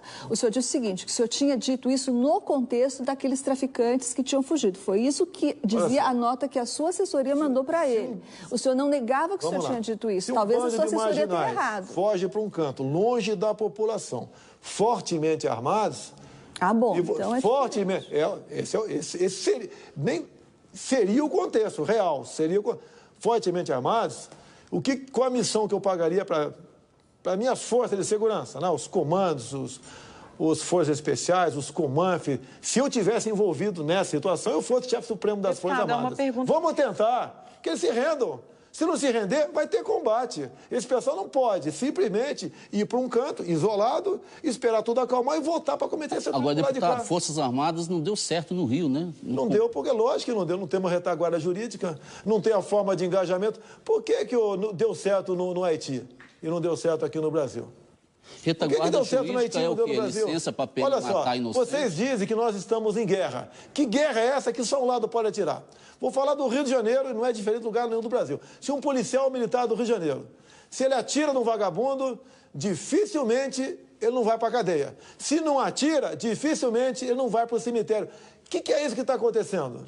Nós devemos continuar poupando vida desses Falta de inteligência, por exemplo, das forças que não conseguem resolver nem a morte de uma vereadora e do seu motorista. Vou te fazer, olha só, vou te fazer um convite. Eu tenho certeza que o comandante da Polícia Militar vai endossar meu convite, né? Eu posso até ir contigo, de vez em quando eu sou meio maluco, né? Numa operação qualquer, vamos juntos para mostrar para a polícia, você mostrar para mim, para a Polícia Militar, como é que você toma certas decisões, cumpre a missão sem atirar. A questão de inteligência, olha, meu Deus do céu, a coisa não é tão fácil assim, não. Os caras lá em cima não têm inteligência, não. Mete fogo para baixo e que se exploda o mundo. Se o senhor for eleito, o senhor vai sustar a intervenção federal no Rio? Essa intervenção que está aí, eu não colocaria em prática. Eu pediria no Congresso... Ela termina em dezembro, né? Não vai ter. Se eu tiver, não vai ter. Até porque não está resolvendo nada. Olha só. Eu acho que todo mundo aqui tem alguém que prestou serviço militar obrigatório. Quem que é esse garoto que está prestando, que prestou ou que está engajado? Tem 20 anos de idade. Ele torce para o Flamengo, para o Vasco. Ele vai na praia, tem sua namorada, tem seus sonhos. Esse cara está com esse garoto, jovem garoto, está lá agora nessa força de segurança do Rio de Janeiro. Há um entreveiro, troca de tiro. Há um ricochete, morre um inocente. É justo você pegar esse garoto que o Estado botou um fuzil no peito dele e submetê-lo a uma auditoria militar para ser condenado a 12, 30 anos de cadeia, o mesmo para o policial militar? É justo isso? Não é justo para nenhum dos dois. O Estado tem que ser, o chefe tem que ter responsabilidade. O comandante da missão dá os meios e é responsável por tudo que acontece ou deixa de acontecer. Você está tratando com gente com fuzil, que mata inocentes rindo o tempo todo. Nem carro blindado adianta você ter mais no Rio, porque o cara vai de fuzil. E a blindagem não pega tiro de fuzil. Você quer continuar tratando esses caras com direitos humanos? Então o que o senhor faria? Olha, se o Congresso me der o excludente de ilicitude, pode ter certeza, você nem precisa das forças federais lá. O nosso próprio policial militar e policial civil dá conta dessa questão. É carta branca para matar, é isso. Então não precisa nem de... Não, você não vai matar, não. Você deixa ele atirar em você, ele pode dar uma florzinha nele, tá ok? Resolver o problema. Deputado, vamos sair para o intervalo e a gente volta daqui a pouquinho com o candidato do PSL à presidência da República, Jair Bolsonaro. Voltamos num átimo.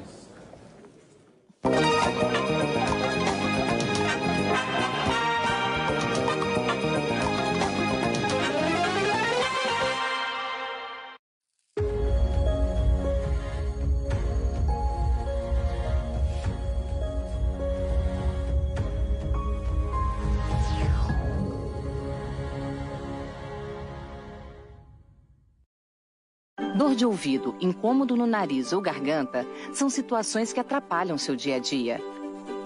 Aqui no Hospital Paulista, você conta com estrutura completa para tratar as dores mais comuns até as cirurgias complexas em otorrinolaringologia. Especialista em todas as consultas, pronto-socorro 24 horas, centro cirúrgico e UTI modernos, além de atendimento humanizado. Hospital Paulista, especialista em ouvido, nariz e garganta. Dr. Brasil Podemos Neto, diretor técnico médico, CRM/SP 70149. Se você tem alguém na sua família com mais de 60 anos que seguidamente pede para você repetir aquilo que foi dito, eu vou lhe dar um conselho. Anote esse telefone, 0800 679 2422. Ligando agora, você ganhará uma avaliação auditiva para você ou para um familiar sem qualquer compromisso. Faça como eu, que há mais de 9 anos resolvi o meu problema. Agora, resolva o seu.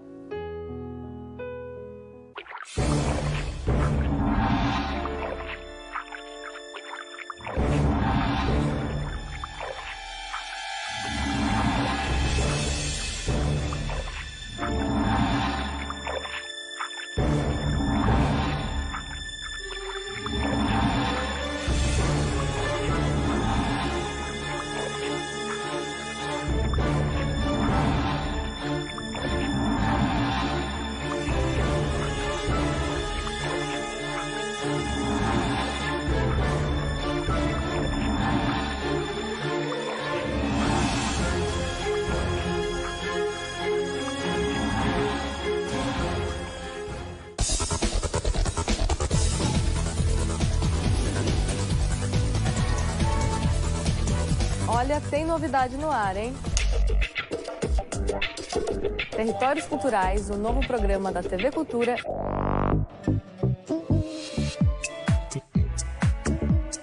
Música, dança, teatro, debates, coletivos. E toda a nossa diversidade criativa, feita por quem produz e consome cultura no nosso estado. A partir de agora, nós vamos descobrir e mapear juntos os territórios culturais de São Paulo e do interior. Quem faz, como faz e o que está rolando de melhor na cultura de São Paulo.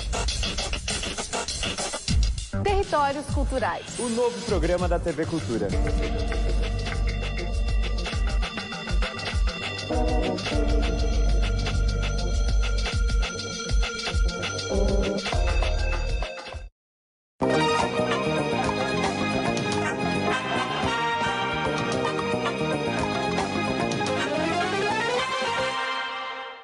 Estamos de volta para o quarto e último bloco da entrevista com o candidato do PSL, Jair Bolsonaro. Antes de passar para a pergunta que temos agora do jurista José Gregório, eu queria informar a todos que estamos em primeiro lugar, graças também aos seguidores do deputado, em primeiro lugar mundial no Twitter. Opa, tá vendo? Vamos agora à pergunta feita pelo jurista e ex-ministro da Justiça, José Gregório.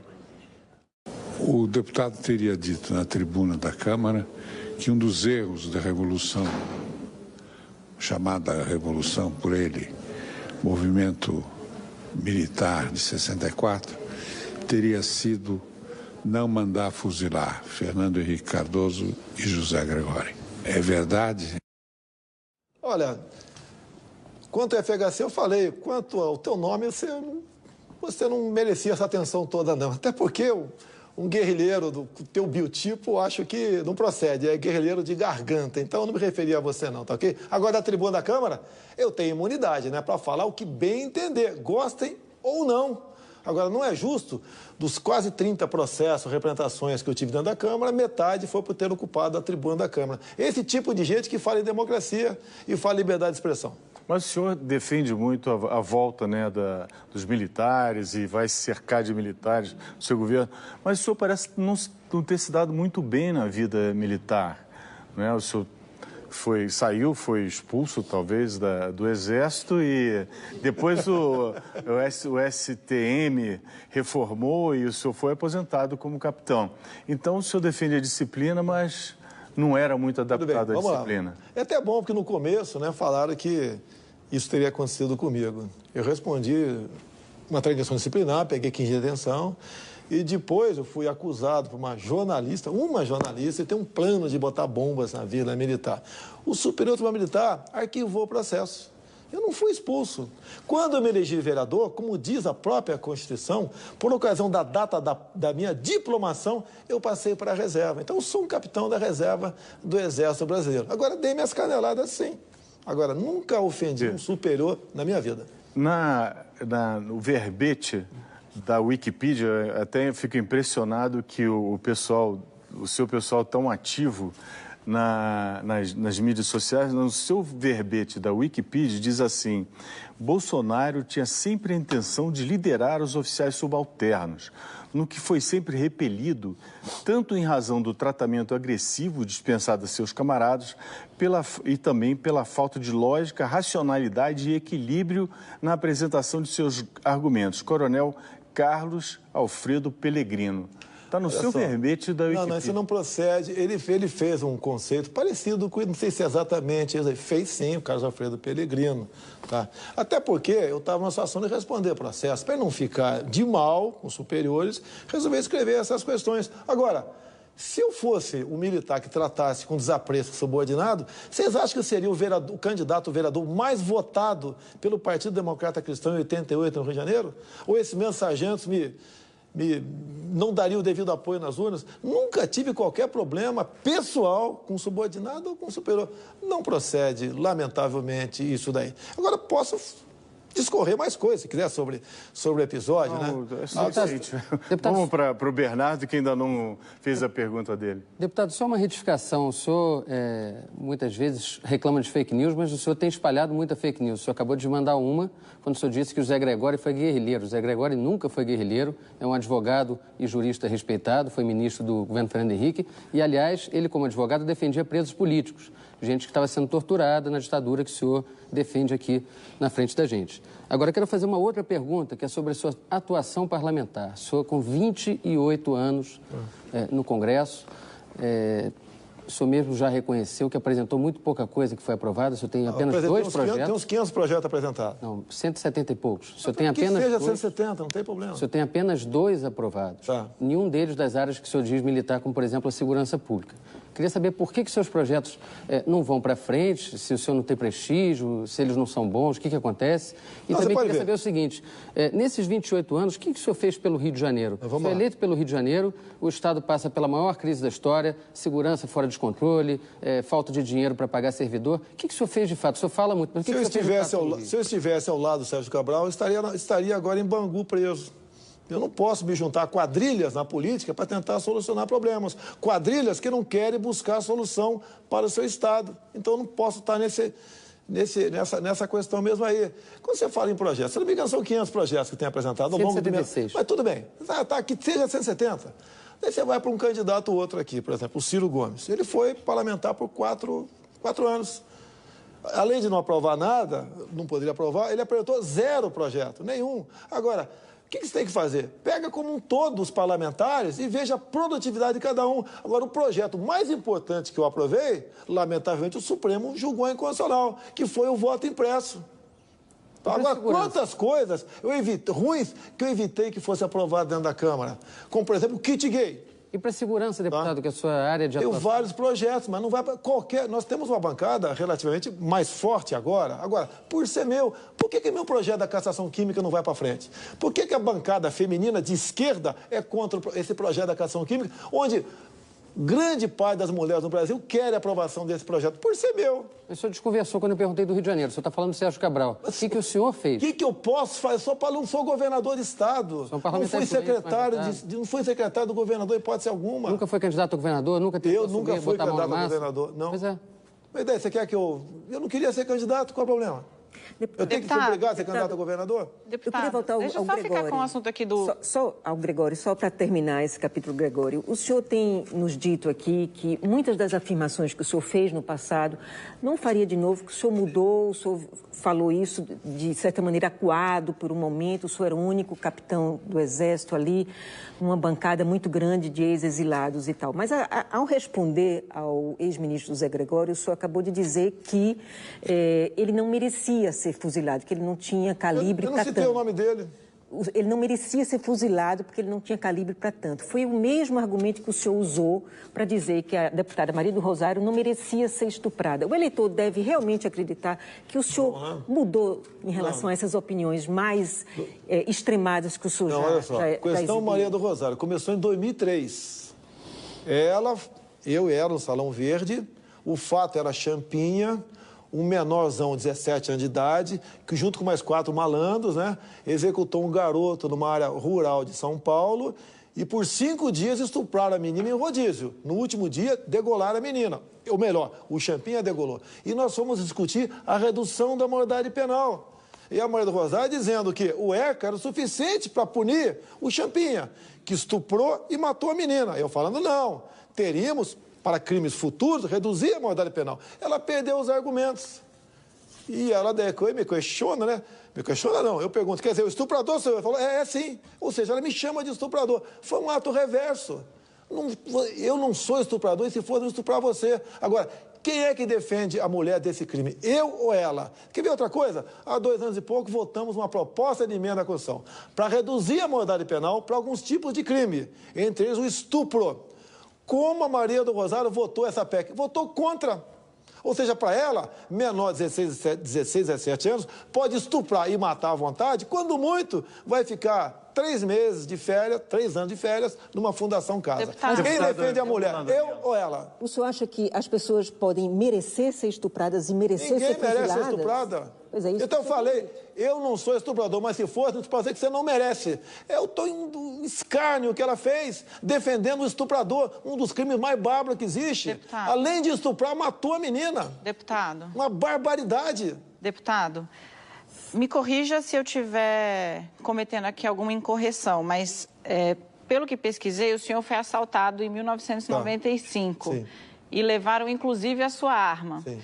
Uma das bandeiras, digamos assim, né, tem muito apelo e muito apoio em uma parcela significativa da sociedade, é a disposição que o senhor tem de facilitar o porte de armas. O senhor é um militar treinado, me parece que sua capacidade atlética física é elogiada, inclusive, nos registros dos militares. O senhor não foi capaz de reagir armado, tendo esse treinamento. Por que eu ou Lessa, que não temos treinamento com uma arma, ficaremos mais seguros com uma arma dentro de casa? É só você não comprar arma. É muito simples. Eu fui assaltado, sim. Eu estava na motocicleta, fui rendido. 2 caras, um desceu, me pegou por trás, outro pela frente. O registro que tem... 2 dias depois, juntamente com o 9º Batalhão da Polícia Militar, nós recuperamos a arma e a motocicleta. E por coincidência, né, o dono da favela lá de Acari, onde foi pego lá, estava lá, ele apareceu morto um tempo depois, rápido. Não matei ninguém, nem fui atrás de ninguém, mas aconteceu. Agora, quantos policiais levam tiro? Por que levaram um tiro em operação? Eles vão pedir demissão da Polícia Militar? Eu comprei uma arma melhor ainda, estou melhor preparado agora para reagir do que há 20 anos atrás. Agora, não podemos admitir, incorporar o espírito de cordeiro, achar que tem que entregar tudo para os caras. Os caras estão matando independente de reagir. Eu quero ter 5% de chance de reagir. Agora, quem não quiser ter arma, que não tenha. Agora, eu defendo a legítima defesa, a posse de arma de fogo. Inclusive, para você, desculpa aqui chamar de você, Daniela, tá certo? Acho que você é jovem bastante, imagina, né? Se eu ficar se me permite, né? Chamar de você. Agora, eu estou fazendo cumprir o decidido pelo povo no referendo agora de 2005. Concordo. O povo decidiu. Nós queremos comprar munição e o governo, contrariando a democracia, proibiu o povo de comprar arma. Pelo que eu li, e aí, de novo, se eu estiver cometendo alguma incorreção, o senhor, por favor, me corrija. O senhor disse que não se sentiu em condições de reagir quando assaltado lá atrás. Por quê? Mas é o seguinte, a partir do momento, ninguém estava chegando em minha direção e eu percebi algo de anormal. Quando eu vi, tinha uma arma nas minhas costas, eu parei num sinal... Tá? Uma arma nas minhas costas, na minha cabeça, vou fazer o quê? O senhor conhece de segurança pública, ser abordado por um assaltante e ter uma arma, é mais provável que você seja alvo de uma agressão por estar armado ou não? Eu continuo andando armado sempre que posso. Não estou armado aqui agora. E de colete à prova de bala. De vez em quando uso colete também. Pô, não sou super-homem. Deputado. Leonêncio agora, deputado. Deputado, o senhor é um homem muito contundente e muito crítico a diversos setores da sociedade. O senhor faz muitos ataques a jornalistas, a Sem Terra, enfim, a vários grupos aí. Mas tem um grupo que, pelo menos nos últimos meses, o senhor não tem atacado e o senhor não fala mal.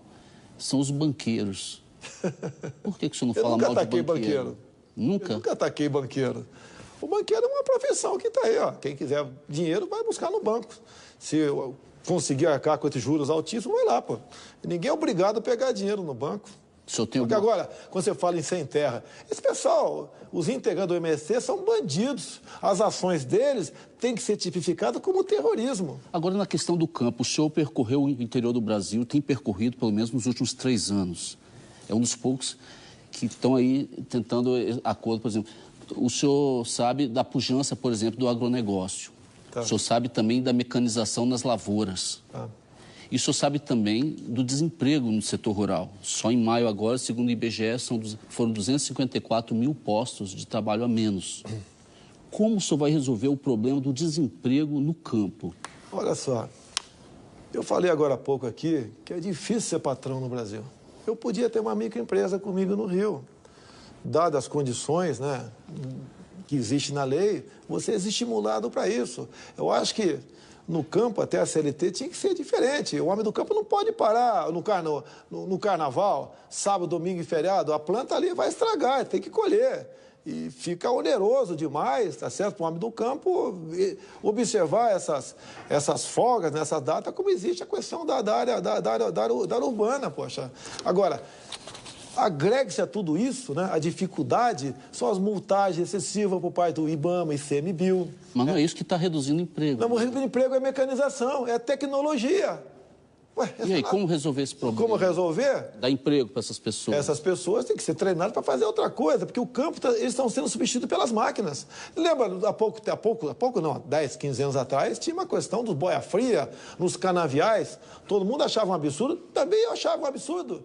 Só que quando veio a máquina para colher cana, e cada máquina substitui aproximadamente 300 trabalhadores, o pessoal me fez a mesma pergunta que você está fazendo aqui agora. Olha, nós temos que estar preparados para uma alternativa. Qual? Se você apresentar como repórter, tu acha que a tua profissão vai declinar, você tem que se preparar para fazer outra coisa, poxa. Agora, o governo tem que fazer. Se o governo, né, não atrapalhar o empreendedor, não atrapalhar o trabalhador, com essa legislação enorme, com fiscalizações absurdas, eu acho que temos como melhorar essa questão do... Acho não, com toda certeza, melhoraremos a questão do desemprego no Brasil. Deputado, uma pergunta rápida. A gente falou de... O Leonês falou de quilombolas, enfim, de outras minorias aí que o senhor tem criticado. O senhor recentemente criticou os refugiados. Disse que os refugiados são a escória do mundo. Ao mesmo tempo, o senhor pede voto em igrejas evangélicas, se apresenta como cristão. O senhor sabia que Jesus Cristo foi refugiado? Olha só, eu nunca generalizei o tocante refugiado. Essa lei de imigração nossa aqui é um absurdo. O Brasil agora não tem fronteiras, entra quem bem entender para cá. E junto com pessoas, não interessa de onde venham, vem gente que não presta para cá. E temos que tomar cuidado no tocante isso aí. Na tua casa, você não deixa qualquer um entrar nela, por que na nossa casa, que é o Brasil, qualquer um pode entrar? Vai lá em Roraima e veja como está a situação dos venezuelanos. Deputado. Então isso não é xenofobia. Isso é cuidar do seu país, cuidar da sua pátria. E ponto final. Deputado, estamos chegando aqui ao término do nosso tempo. Queria fazer perguntas rápidas para o senhor. O senhor tem um ídolo? É meu pai, né? Meu pai foi 10. Na história do Brasil. Ídolo não tenho, tá? Tem pessoas que eu admiro. Na história do Brasil? Não, admiro, tá certo. Entre Geisel e Silvio Frota. Apesar do Geisel ter me criticado no livro dele, né? Que eu frequentei lá algumas partes do livro dele, eu fico com o Geisel, que pegou o Brasil num momento difícil e foi em frente. Wilson Machado, do Rio Centro, herói ou criminoso? Olha, pelo que tudo indica, né? Ele não estava fazendo o seu papel corretamente, pelo que tudo indica, tá ok? E o Mandela, o que o senhor acha dele? Você tem que ver o passado dele também, não é isso que se pinta hoje em dia. E aí? O senhor desconfia, então. Seu livro de cabeceira? Verdade Sufocada. Verdade de qual autor? O autor? É uma história real do Brasil. Você tem que ler os dois lados.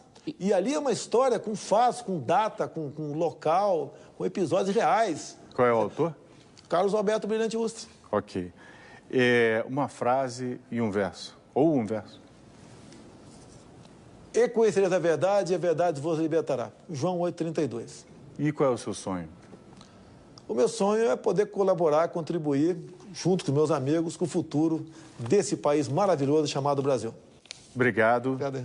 Estamos chegando ao final de mais esta edição do Roda Viva. Agradeço a participação de Daniela Lima, Thaís Oyama, Maria Cristina Fernandes, Leonêncio Nossa, Bernardo Melo Franco e do nosso cartunista Paulo Caruso. Agradeço também a você que nos acompanhou até agora, especialmente ao Jair Bolsonaro, e espero vocês na próxima segunda-feira com um debate sobre nossa série dos presidenciáveis. Boa noite, boa semana, até lá.